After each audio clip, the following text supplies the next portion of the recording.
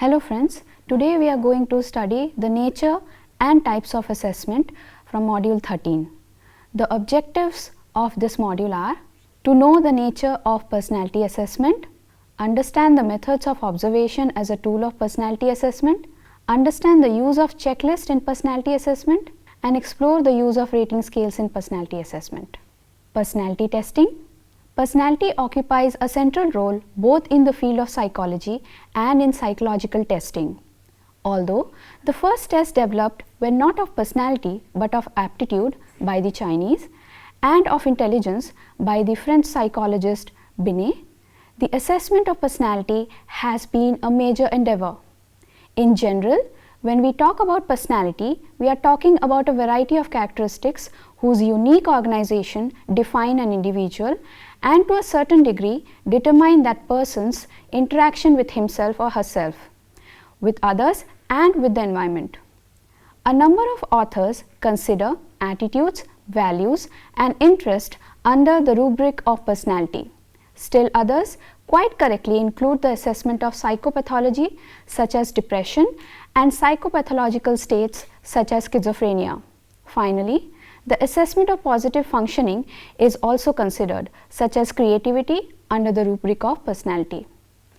Measuring personality can help predict how people will behave at work, at school, and in therapy. However, painting a detailed picture can be a challenge. In many instances, it requires several of the techniques to capture a personality. Psychologists use interviews, observations, questionnaires, and projective tests to assess personality. Each method has strengths and limitations. For this reason, they are often used in combination. Nature of personality assessment. Personality assessment is a proficiency in professional psychology that involves the administration, scoring, and interpretation of empirically supported measures of personality traits and styles in order to refine clinical diagnosis, structure and form psychological interventions, and increase the accuracy of behavioral prediction in a variety of contexts and settings, such as clinical, forensic, organizational, educational settings. Psychologists aim not only to describe behavior, but also to measure it. For example, it is always expected to know not just that an individual is aggressive, but why he is aggressive and how much he is more aggressive than his fellows. Based on this, a variety of attempts can be made to measure personality. There are two assumptions behind these attempts: that a person's personality, once formed, can be constant across situation and time, but also paradoxically that it can change as a result of experience. There are ways to measure personality, such as by questioning people directly about their feelings and behavior, by making inferences based on their responses to the material, and measuring their behavior by using some objective measurements. The direct observation of behavior one possesses has many problems. People can give socially desirable responses. People may not be comfortable in answering truthfully, and the inferences drawn based on such expressed behavior may be misleading. As a result, the indirect approach to measure personality is more preferred. The indirect approach to assess the personality falls into two categories: measurement through self-report inventories and standardized questionnaires, and measurement through a disguised technique to tap the hidden aspects of personality. Uses of personality assessment. Personality testing and assessment refers to techniques that are used to accurately and consistently measure personality. Personality test can be used to help further clarify a clinical diagnosis, to guide therapeutic interventions, and to help predict how people may respond in different situations. Personality is something that we informally assess and describe every day. When we talk about ourselves and others, we frequently refer to different characteristics of an individual's personality. Psychologists do much the same thing when they assess personality, but on a much more systematic and scientific level. Personality tests are administered for different purposes, such as for assessing theories, to look at changes in personality, to evaluate the effectiveness of therapy, diagnosing psychological problems, screening job candidates. Personality tests are also sometimes used in forensic settings to conduct risk assessment, establish competence, and in child custody disputes. Personality tests can be useful for a number of reasons. These tests can help one learn more about himself or herself and better understand both one's strengths and weaknesses. While all personality tests are different, learning that one might be high on a specific trait can help him or her gain greater insight into his or her own behavioral patterns. Types of personality assessment. Observation. Are you fascinated by airports, bus depots, parks, railway stations, or other public spaces? Many people relish a chance to observe the actions of others. When used for assessment, direct observation, that is, looking at behavior, is a simple extension of the natural interest in people watching. For instance, a psychologist might arrange to observe a disturbed child as she plays with other children and observe her for the following questions. Is the child withdrawn? Does she become hostile or aggressive without warning? By careful observation, the psychologist can identify girl's personality traits and clarify the nature of her problems. Psychologists or researchers use observation as a scientific tool to learn about behavior, but they use it in a planned, precise, and systematic manner. They use observational techniques to measure behavior as it occurs. Thus, observation is inspection of the overt behavior of a person in appropriate situations. It is a popular method to study the behavior patterns of an individual in an actual life situation. The observer decides what personality traits or characteristics he needs to know, and then he observes the relevant activities of the subject in real life situations. To ensure the reliability of observed result, the observer may repeat the observation in the same situation several times. It concerns with perception of an individual's behavior by the other individuals and the interpretation and analysis of this perceived behavior by them. Observation, that is watching what people do, would seem to be an obvious method of carrying out research in psychology. However, there are different types of observational methods and distinctions need to be made between them. Let us discuss some of them. Direct observation. A direct observation is one that can be made with the naked eye. To collect the information, the observer has two options.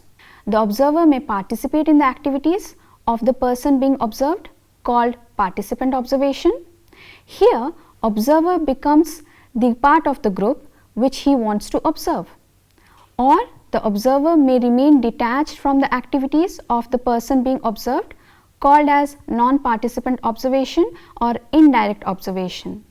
Here, the researcher does not have direct contact with the people being observed or without actual participation. In second one, the researcher uses some recording systems like a tape recorder or a video recorder or one-way mirror observation.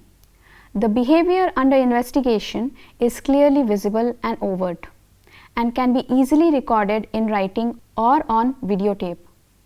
For example, in a study of communication patterns, researchers might ask a group of participants to discuss a controversial issue and then make direct observation of who started the discussion, who changed the topic, who said nothing, and so on and so forth. Techniques and methods in direct observation are anecdotal record. It is a written record immediately after an incident occurs, that is, in the situation it occurs and place of occurrence. These are observational notes about something that has struck the observer. Running record. Here, everything happens in a situation is written down, including each action and dialogue. A specimen record is a detailed recorded version of a particular person, situation, and the environment. Time sampling records. In time sampling, the behavior is recorded only if it occurs at the end of the time period. When the specified amount of time has expired, the observer looks at the subject and determines whether or not the behavior is occurring. In general, this technique is used for behaviors which are longer in duration. The other records are event sampling record, graphic scale and checklist. Controlled observation or structured observation. Controlled observation, usually a structured observation, are likely to be carried out in a psychology laboratory. The researcher decides where the observation will take place, at what time, with which participants, in what circumstances, and uses a standardized procedure. Participants are randomly allocated to each independent variable group. Rather than writing a detailed description of all behaviors observed, it is often easier to code behavior according to a previously agreed scale using a behavior schedule. The researcher systematically classifies the behavior they observe into distinct categories. Coding might involve numbers or letters to describe a characteristic or use of a scale to measure behavior intensity. The categories on the schedule are coded so that the data collected can be easily counted and turned into statistics. For example, Mary Ainsworth used a behavior schedule to study how infants responded to brief period of separation from their mothers.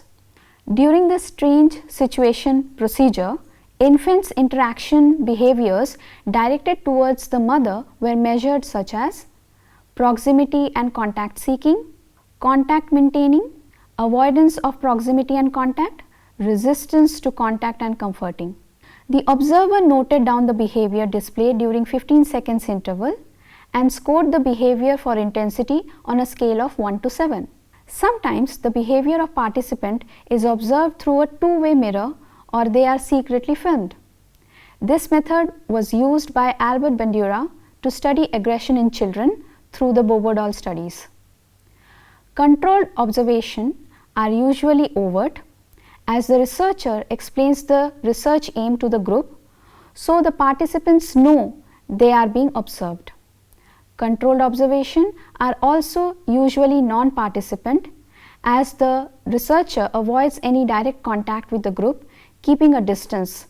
Strengths of controlled observation are: controlled observation can be easily replicated by other researchers by using the same observation schedule. This means it is easy to test for reliability. The data obtained from structured observation is easier and quicker to analyze, as it is quantitative, making this a less time consuming method compared to naturalistic observation. Controlled observations are fairly quick to conduct, which means that many observations can take place within a short amount of time.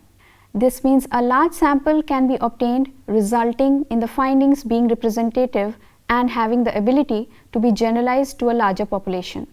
Limitations of controlled observation are: controlled observation can lack validity due to the Hawthorne effect or demand characteristics. When participants know they are being watched, they may act differently. Naturalistic or unstructured or uncontrolled observation. Naturalistic observation is a research method commonly used by psychologists and other social scientists. This technique involves observing and studying the spontaneous behavior of participants in natural surroundings. The researcher simply records what they see in whatever way they can. In unstructured observation, the researcher records all relevant behavior without system. There may be too much to record, and the behavior recorded may not necessarily be the most important, so the approach is usually used as a pilot study to see what type of behaviors would be recorded. Observing some naturally occurring behavior with no attempt to change or interfere with is called an unstructured or uncontrolled observation, and is also widely used in psychology. It allows researchers to get a realistic picture of how behavior occurs because they are actually watching that behavior. One of the primary ways in which to learn about others is to look at what they do. Naturalistic observation is especially useful in the early stages of an investigation to discover the extent of some phenomenon or to get an idea of what the important variables and relationship might be. The data from naturalistic observation often provide clues so that an investigator can formulate a specific hypothesis to be tested by other research methods. But here, there is a possibility of observer bias. With regard to human subjects, Margaret Mead used this method to research the way of life of different tribes living on islands in the South Pacific. 𝗘𝗍𝗵𝗂 used it to study children at play by observing their behavior in a playgroup in Oxfordshire. Advantages of natural observation are: it is easy to collect data and no spatial arrangement or tools are required. As the aim of psychology is to understand and predict behavior in life situations, observation method gives the scope to study behavior in life situations. The disadvantages are: some aspects of behavior are implicit and are not open to observation. Feelings and other internal processes cannot be observed. It is difficult to convert data from natural observation into quantitative terms. Subjectively bias and prejudices also color our observations. Many instances of behavior do not repeat themselves. For example, effect of natural disaster. It involves lot of time and effort. With observation, we do not have manipulation of variables or control over extraneous variables, which means cause and effect relationship cannot be established. Participant observation. Participant observation is a variant of the natural observation, but here the researcher joins in and becomes part of the group. They are studied to get a deeper insight into their lives. This approach was used by 𝗂𝗏𝗡𝗅 in a famous study into a religious cult who believed that the end of the world was about to occur. He joined the cult and studied how they reacted when the prophecy did not come true. Participant observations can be either covert or overt. Covert is where the study is carried out undercover. The researcher's real identity and purpose are kept concealed from the group being studied. The researcher takes a false identity and role, usually posing as a genuine member of the group. On the other hand, overt is where the researcher reveals his or her true identity and purposes to the group and asks permission to observe.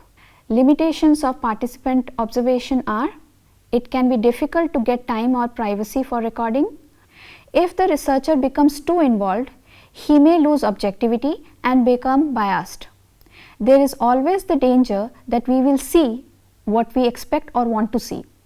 This is a problem as he could selectively report information instead of noting everything they observe, thus reducing the validity of their data.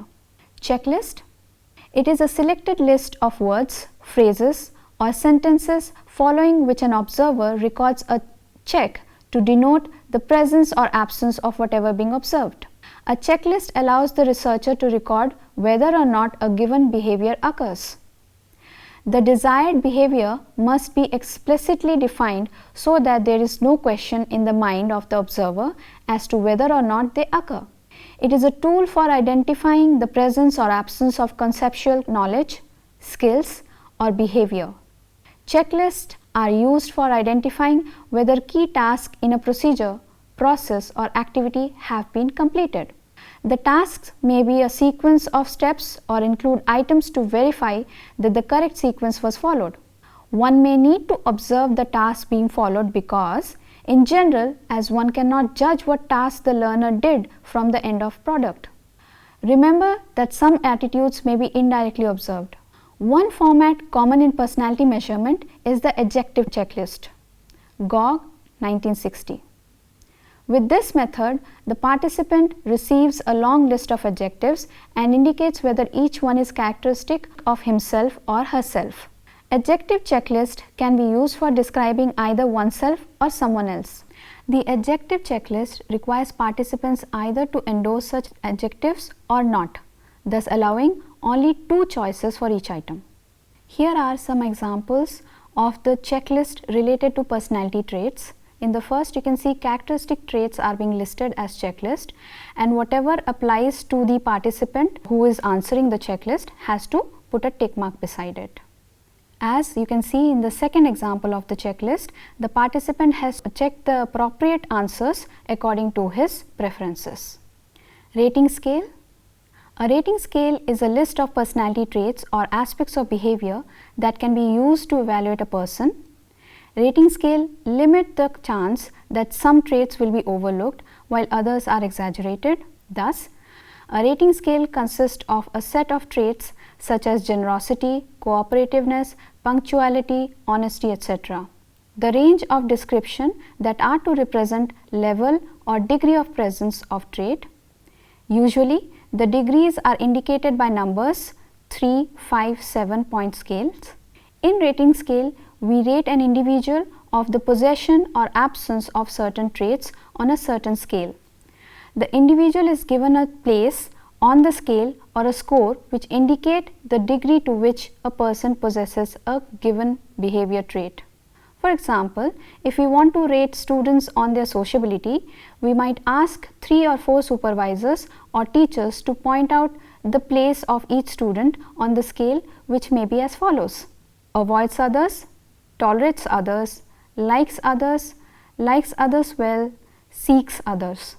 This scale has 5 degrees of the trait to be rated. That is, this is a 5-point scale. Some scales have 3 or 7 degrees.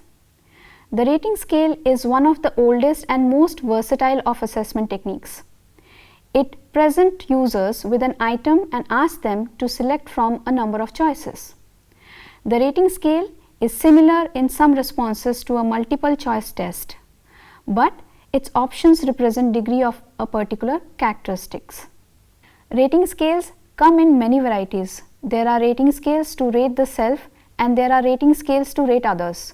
Some rating scales require the rater to make careful observation, like does the patient make this bed, while others require the rater to make evaluation and express opinions such as how well does the patient get along with the other patients on the ward.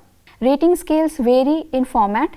In general, they are either alphabetical, numerical, graphic or of the forced choice variety. The alphabetical rating scales use letters keyed to some type of description as the rating system. The letter grade rating system of A to F excluding the letter E is an example of the alphabetical rating system. A format, numerical as its name implies, employs numbers keyed to description. For example, 0 is equal to the least to 100 determining the most. With graphic rating scales, the rater's task is to check off or mark some line, numbers, letters or point on a figure. One widely used rating scale of this graphic variety is called the semantic differential, developed by Osgood, 𝗬𝗓 and Tenenbaum 1957. The semantic differential is a technique that employs bipolar adjectives and a 7-point rating scale. The examinee is instructed to respond to the presentation of some idea, concept, issues by checking off one of the 7 spaces between the bipolar adjectives. Forced choice rating scale contain 2 or more description for which the rater must select the most appropriate. Forced choice ratings are useful in self-rating instruments and in other situations where there might exist a special need to minimize errors in rating as a function of bias or response sets. One form of rating that requires special mention is ranking. In essence, ranking entails an ordering of rating with reference to some bipolar variables such as highest to lowest, most to least or strongest to weakest. Here are some examples of rating scales. Like academic detailing is a useful form of education that aligns providers prescribing behavior with evidence-based practice. It is being rated such as strongly agree is given 0.1, disagree 0.2, neutral 0.3, agree 0.4 and strongly agree 0.5. Another example of a statement being rated is I am going to read you a series of statements regarding this health clinic. For each statement, please tell me if you strongly agree, neither agree, not disagree, disagree or strongly disagree. Summary of the lesson. In this module, we studied the nature of personality assessment, the advantages and disadvantages of using personality assessment methods. We also learned about some of the types of personality assessment such as observation method and its types, uses of checklist and rating scales. Thank you.